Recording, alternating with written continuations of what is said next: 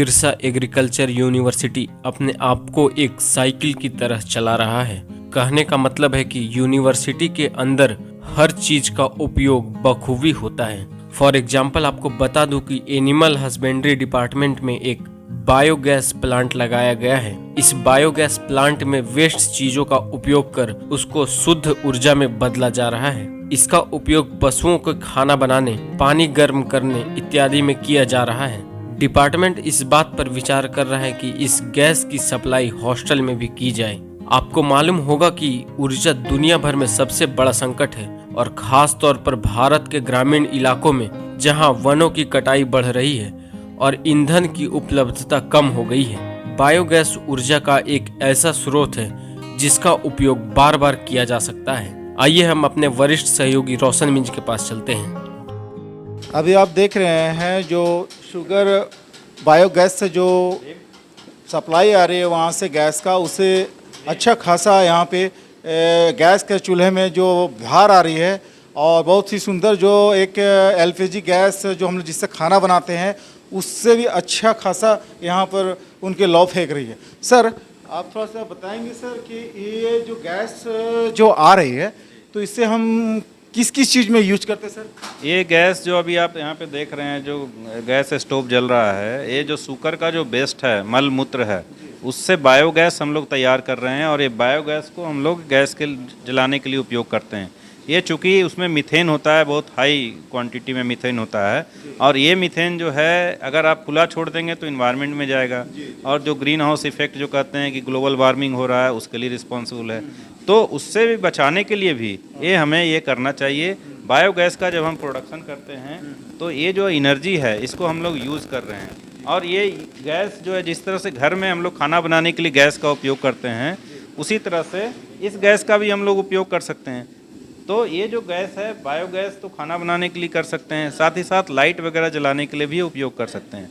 तो ये बायोगैस जो भी किसान है मैं उनको बताना चाहूँगा कि वो अगर जिनके पास 2, 4 या 10 बीघा भी रख रहे हैं तो एक बायोगैस का छोटा प्लांट लगा करके उनके घर के खाने के लिए गैस बाहर से लाने की ज़रूरत नहीं होगी। इस गैस को अपना खाना बनाने के लिए वो उपयोग कर सकते हैं।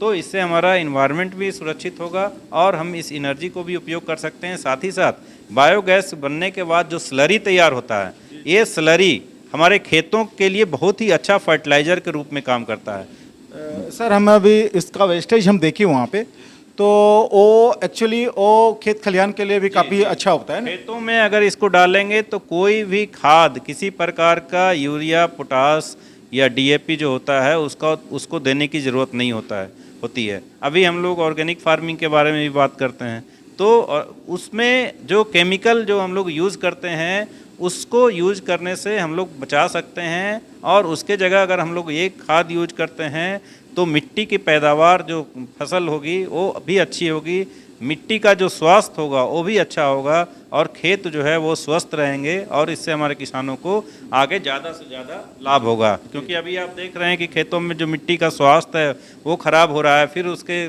ठीक करने के लिए तरह तरह का केमिकल उपयोग करते हैं, वो केमिकल हमारे खानों में आती है। तो उससे बचाने के लिए अभी ऑर्गेनिक या नेचुरल फार्मिंग की जो बात हम लोग करते हैं तो जो भी हमारा जो अपशिष्ट है, सूकर पालन से जो अपशिष्ट है या बायोगैस बनाने के बाद जो अपशिष्ट निकल रहा है उसको हम लोग खेतों में उपयोग करने से 2 फायदा होगा।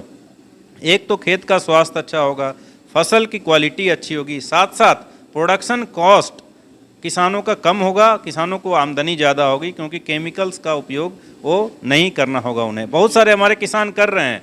ये किसान क्या करते हैं, इनका एक और उपयोग है जो इनका अपशिष्ट है, हमारे बहुत सारे किसान हैं जो एक तालाब बना दिए हैं, इसके अपशिष्ट को या जितना भी धुलाई होता है फान वो तालाब में जाता है और उस तालाब का पानी को सिर्फ वो खेतों में उसको पटाने के लिए उपयोग करते हैं। तो खेत में वो जो फर्टिलाइज़र है वो भी पहुंच जाता है, पानी भी पहुंच जाता है, तो किसानों का फसल जो है दूसरे किसानों की तुलना में काफ़ी अच्छा होता है और काफ़ी खुश हैं वो। साथ ही साथ जो तालाब बनाया उसमें मछली पालन भी कर सकते हैं। एक और सवाल था सर, अभी सुनने में आ रहा है कि आपके जो वेस्टेज है सर जो खाद के रूप में आ रहे हैं वहाँ पे, तो वो ढोनी के फार्म हाउस पर भी सप्लाई हुई है सर इधर? जी हाँ, वो हमारे जो किसान हैं वो कहीं कहीं ले जाते हैं, वो उसका उपयोग करते हैं, खेतों में डालते हैं। और वहाँ भी गया था और उन्होंने भी यहाँ से जो सप्लाई हुआ है उनको खेतों में उन्होंने उपयोग किया था और उसका भी रिजल्ट अच्छा सुनने को मिला है। सर एक आखिरी सवाल है सर, ये जो आपका जो प्रशिक्षण जो देते हैं उसका क्या प्रक्रिया है सर यहाँ पे? यहाँ पे 10 दिवसीय किसानों का प्रशिक्षण होता है और हम लोग जो प्रशिक्षण देते हैं पूरी तरह प्रायोगिक प्रशिक्षण होता है।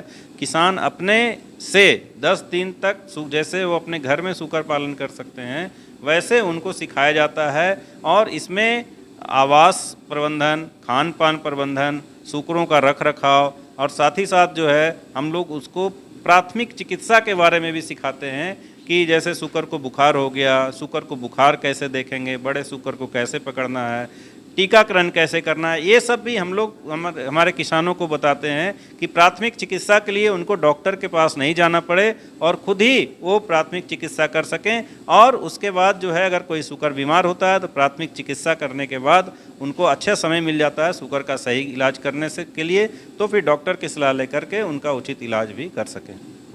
सर आखिरी सवाल है सर, ये आपके यहाँ पर कितने अभी फार्म में कितने शुगर होंगे यहाँ पर? अभी हमारे पास बीच में तो थोड़ा सा प्रॉब्लम हो गया था, एक अफ्रीकन स्वाइन फीवर जो बीमारी है उसका प्रकोप हुआ था। फिर भी अभी हमारे पास लगभग 80 से 100 सूकर यहाँ पे उपलब्ध हैं। बिंदास बोल न्यूज, आज की खबर आज ही पढ़ें।